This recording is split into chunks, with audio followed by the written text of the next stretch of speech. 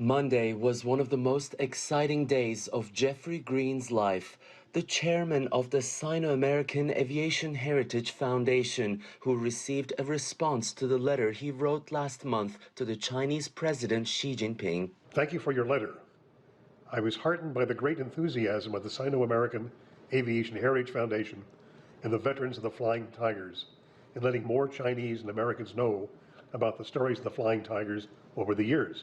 Greene has dedicated much of his life to preserving the memories of Flying Tigers, a group of American volunteer aviators whose partnership with the Chinese Air Force during World War II dealt a major blow to the Japanese forces, changing the course of history. So all I can say is I want to thank President Xi Jinping for remembering our foundation, and more importantly, remembering what the Flying Tigers did 80 years ago in defending the people of China and helping to defeat the Japanese fascists in the Second World War.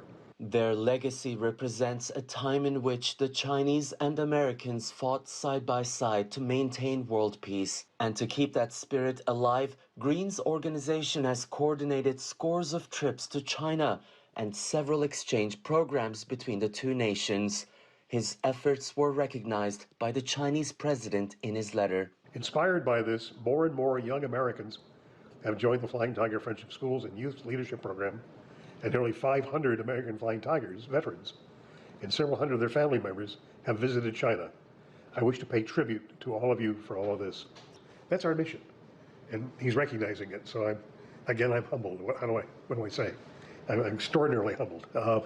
And my veterans are just, again, they're so honored that he's taken the time to remember them, recall what we're doing.